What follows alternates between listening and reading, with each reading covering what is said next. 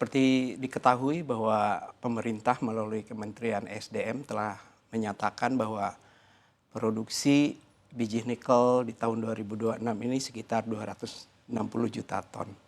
Sedangkan kalau kita lihat dan kita hitung kebutuhan industri nikel hilir pada tahun 2026 ini kurang lebih antara 340 sampai 350. Jadi kalau kita lihat gapnya memang terlalu besar, sekitar 90 sampai 100 juta ton. Sehingga kekurangan itu tentunya harus mulai dipikirkan oleh para pelaku usaha pengolahan dan pemurnian nikel. Dari satu sisi kami sih mengapresiasi sebetulnya upaya pemerintah memangkas produksi biji nikel di Indonesia ini agar supaya oversupply yang terjadi di global ini bisa menurun dan juga harga bisa naik. Tetapi memang kalau pemangkasannya terlalu ketat, sebetulnya pemerintah menciptakan situasi di mana industri ini mengalami situasi rem paksa sebetulnya. Seharusnya pemerintah melakukan tahapan dan juga melakukan peta jalan agar supaya mencapai produksi yang optimal. Itu yang kami para pelaku usaha menyarankan kepada pemerintah.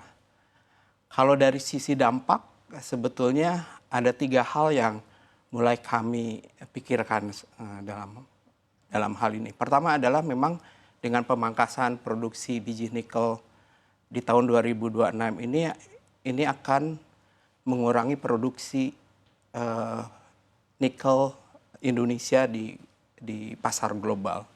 Kedua yang akan terjadi adalah pengikisan pendapatan fiskal. Dan yang ketiga yang mudah-mudahan ini tidak terjadi adalah adanya transfer benefit kepada produsen nikel asing. Itu yang sebetulnya yang akan terjadi. Bagaimana sih dampak terhadap harga dan pasar?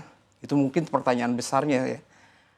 Kalau kami lihat dari FINI atau Forum Industri Nikel Indonesia melihatnya bahwa memang kalau dari harga biji nikel itu pasti akan mengalami kenaikan yang cukup tajam karena dengan pemotongan sebanyak hanya 260 juta ton maka akan terjadi kelangkaan bahan baku di pasar atau di industri nikel ini. Sehingga yang terjadi juga adalah biaya untuk membeli bahan baku ini menjadi lebih mahal tentunya buat pelaku usaha.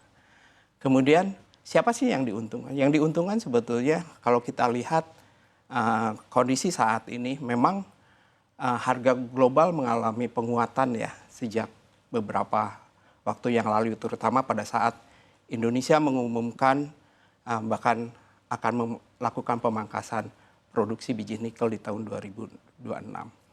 Tapi kalau kita lihat juga harga jual hilirnya itu tidak naik secara proporsional sebetulnya.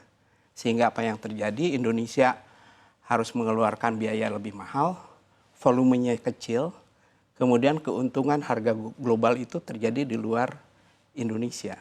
Oke, jadi dengan adanya mungkin tadi yang Bapak sebut rem paksa ya, ini akhirnya Betul. berdampak terhadap kelangkaan dan ujung-ujungnya ke harga lagi ya Pak ya? Betul. Oke, nah ini tapi kalau dari sisi industri Pak, ini apakah kebijakan ini memang sebenarnya sudah dikoordinasikan Pak dengan kebutuhan smelter domestik ini sendiri? Atau memang ini akan lebih fokus ke pengendalian produksi tambangnya sendiri Pak kira-kira?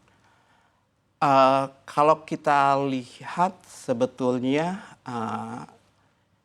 produksi nikel Indonesia di tahun 2024 itu berada di kisaran 2,2 juta ton pada tahun itu. Kemudian pada tahun 2025 itu mengalami lonjakan yang sangat tinggi ya. Kita berhasil memproduksi nikel pada tahun tersebut kurang lebih 2,5 juta ton. Nah dengan adanya pemangkasan produk produksi biji nikel di tahun 2026 ini, maka produk nikel Indonesia ini mungkin akan mengalami penurunan. Saya perkirakan di tahun ini mungkin produksi nikel Indonesia akan berada di kisaran 2 juta sampai 2,2 juta ton. Jadi ada penurunan cukup 300, sekitar 300 sekian ya. Artinya pengurangan itu juga bisa saja diisi oleh negara lain yang memproduksi nikel. Sehingga kalau kita lihat sebetulnya memang dengan adanya pemangkasan ini tentunya akan menaikkan harga global. Itu sudah pasti, karena kita pun sudah bisa melihat di akhir tahun 2025 itu harga nikel global memang mengalami penguatan.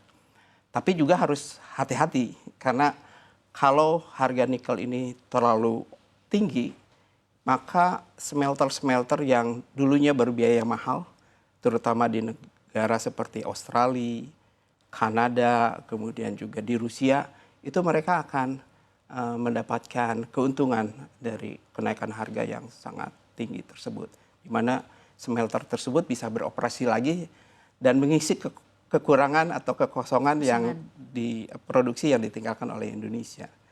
Sehingga esensi terkait dengan mengurangi oversupply itu mungkin tidak akan tercapai kalau itu sampai terjadi.